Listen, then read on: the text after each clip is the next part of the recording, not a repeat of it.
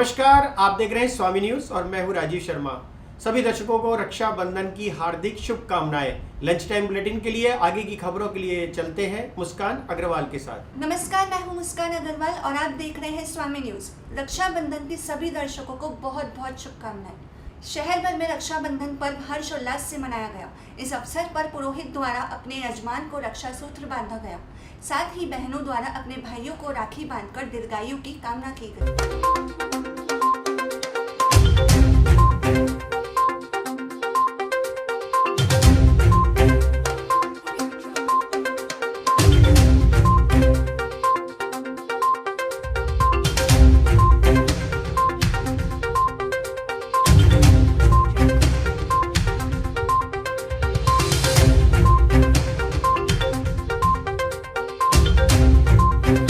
रक्षाबंधन के अवसर पर महिलाओं के लिए राज्य सरकार द्वारा बस सेवा निःशुल्क दी जाती है, लेकिन इस बार बस स्टैंड पर कोरोना गाइडलाइंस के कारण महिलाओं की भीड़ नजर नहीं आई।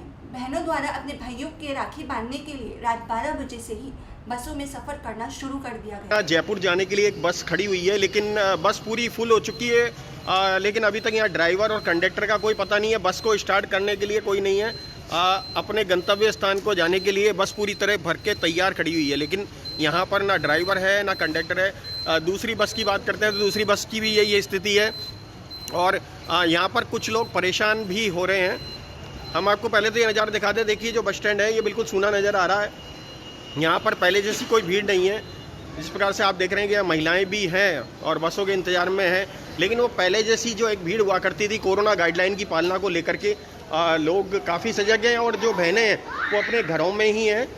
अपने भाइयों के घर जाने के लिए कुछ ही बहनें निकली हैं। ये देख रहे हैं आप, ये बस स्टैंड का नज़ारा हम आपको दिखा रहे हैं, रोडेज बस स्टैंड से। यहाँ पर देखिए आप, जो बसें सरकार की तरफ से जो एक्स्ट्रा लगाई गई थी वो बसें भी यहाँ देखने को नहीं मिल रही है। यहाँ पर काफ़ी लोग जो हैं, ये देखिए जो महिलाएं हैं, महिलाएं की जो भीड़ एक सुबह 6 बजे से हुआ करती थी, लेकिन आज वो भीड़ देखने को नहीं मिल रही है और यहाँ पर काफ़ी लोग हैं जो परेशान भी हो रहे हैं। जी, आप बताएं क्या स्थिति, क्या बताना चाह रहे थे आप? सर, ये देखो पौन घंटा हो गया हमको आए हुए, लेकिन ये दोनों बसें खड़ी है और सारी सवारियाँ फुल है। 60 सवारियाँ फुल है, लेकिन यहाँ पे ड्राइवर का पता है ना कंडक्टर का पता है। उसके बाद में इंक्वायरी पे गए तो उन्होंने बोला हमको पता नहीं कब जाएगी।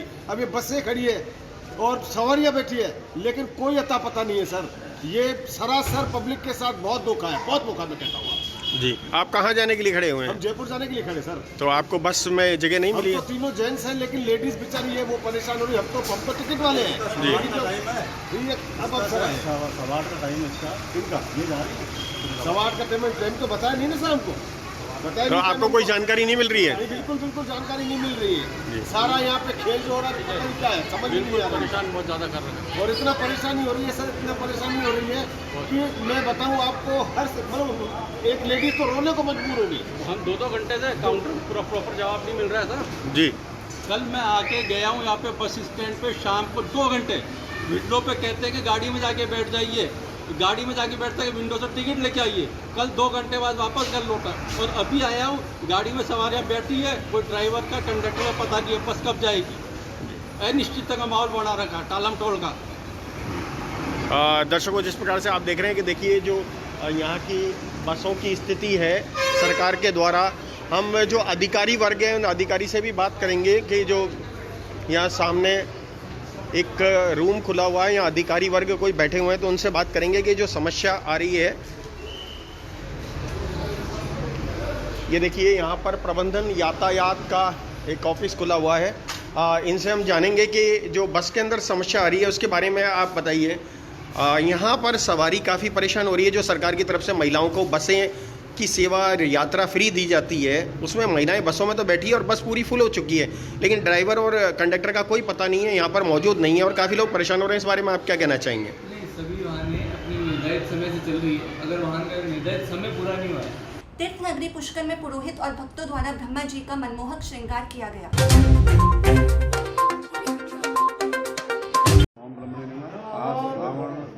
पूर्णिमा रक्षाबंधन महापर्व पर जगत पिता श्री ब्रह्मा जी महाराज के राखी श्रृंगार किया गया तथा जगत पिता श्री ब्रह्मा जी के रक्षा सूत्र गायत्री माता के रक्षा सूत्र बांधकर जगत का कल्याण हेतु तथा भारत का विश्व में कल्याण हेतु और भगवान से प्रार्थना करी गई तथा भगवान से जो कोरोना रूपी महामारी है उसको समाप्त करना। पुष्कर कस्बे के ब्रह्म चौक स्थित कंगन स्टोर की दुकान पर आग लग गई। स्थानीय दुकानदारों की सहायता से आग पर काबू पाया गया। गनीमत रही कि कोई बड़ा हादसा नहीं हुआ।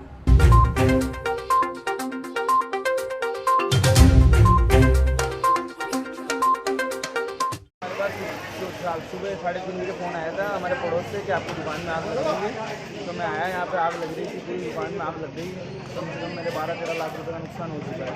तो हमने पुलिस को भी सूचना की कि पुलिस की गाड़ी जाएगी, फायर ब्रिगेड, लेकिन हमने आपको तीर्थ नगरी पुष्कर में सरोवर पर रक्षाबंधन के पर्व पर पुरोहितों ने हेमाद्री स्नान किया। इस अवसर पर सैकड़ों की संख्या में विप्रो द्वारा इस आयोजन में भाग लिया गया।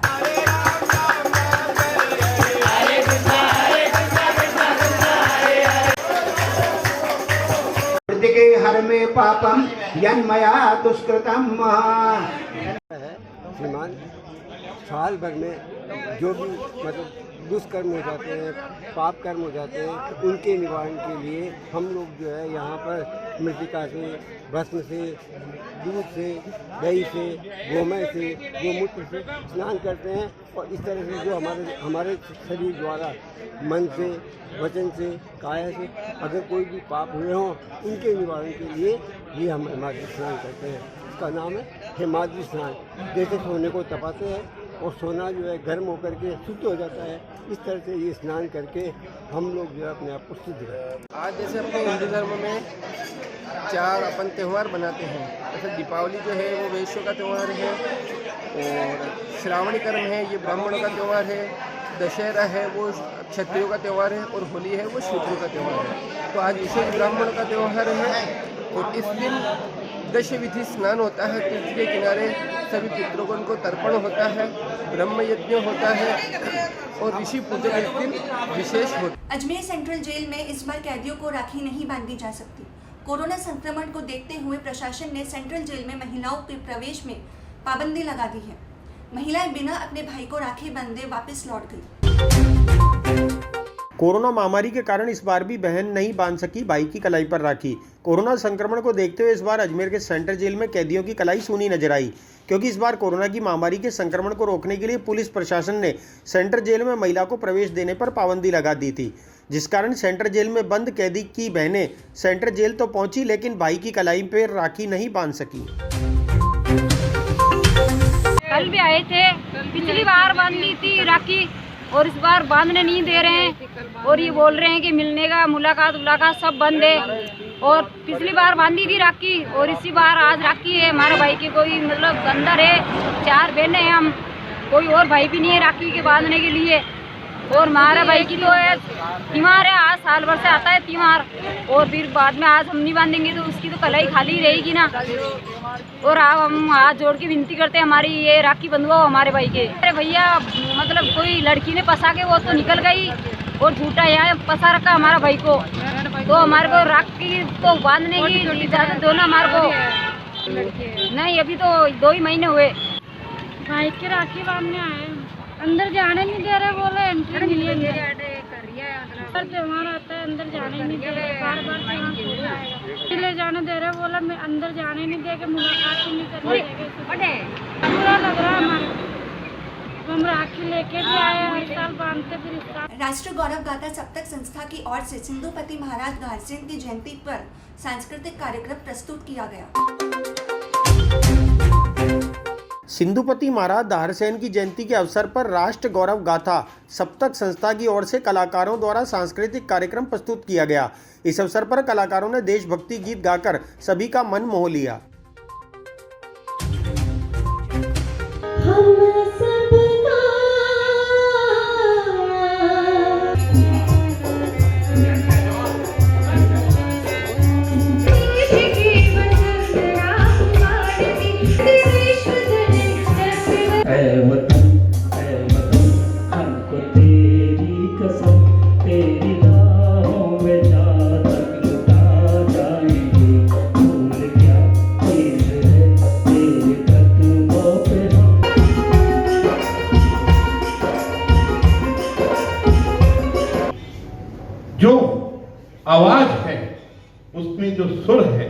को जोड़ने का काम किया और निश्चित रूप से सप्तक संस्था निश्चित रूप से ऐसे जवान बच्चों को आगे लाने का काम कर रही है।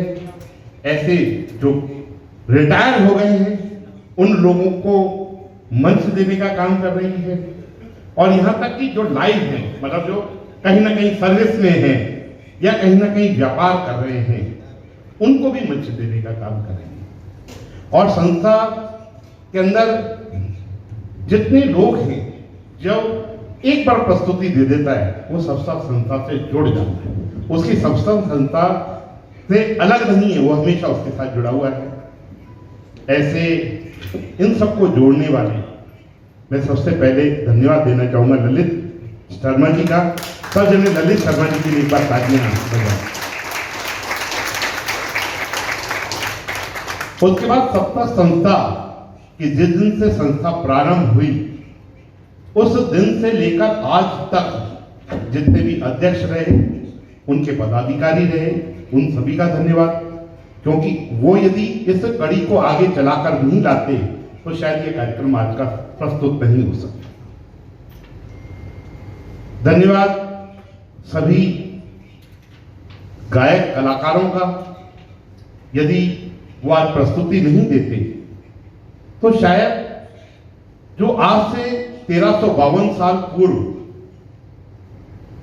देश की रक्षा के लिए स्वयं ही नहीं, स्वयं की पत्नी जो जौहर हो गई, उनके दोनों पुत्रियां, उनको भी अपने जीवन को त्यागना पड़ा।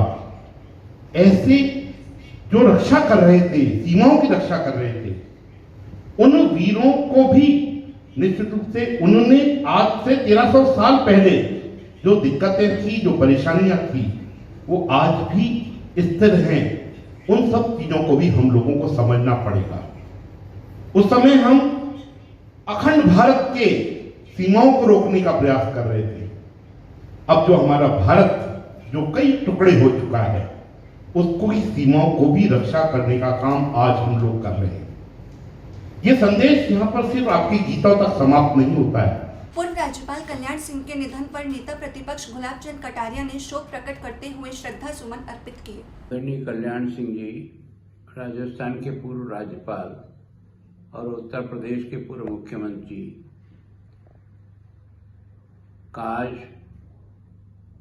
जो देवसान का समाचार देश की जनता के सामने जब आया तो आज करोड़ों राम भक्तों के मन में एक असहनीय वेदना हुई, क्योंकि करोड़ों राम भक्तों की आस्था के भगवान श्री राम के मंदिर के निर्माण का रास्ता अगर किसी ने इस रास्ते को आगे बढ़ाया, उसमें सबसे बड़ा काम उस समय के उत्तर प्रदेश के मुख्यमंत्री कल्याण सिंह जी का था। और इस कारण से स्वाभाविक है इस देश के करोड़ों राम भक्तों के मन में उनके प्रति जो श्रद्धा, आदर, सम्मान था, आज उनके जाने से उनको दुख का एहसास होना स्वाभाविक है। राजस्थान के भी वो राज्यपाल रहे और मैं सोचता हूँ उन्होंने कई ऐसे मापदंड कायम किए।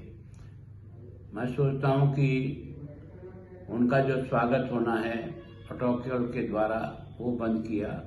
विश्वविद्यालय में वर्षों से डिग्रियां। फिलहाल इस बुलेटिन में इतना ही। अगली बुलेटिन में फिर मिलेंगे, तब तक जय हिंद, जय भारत।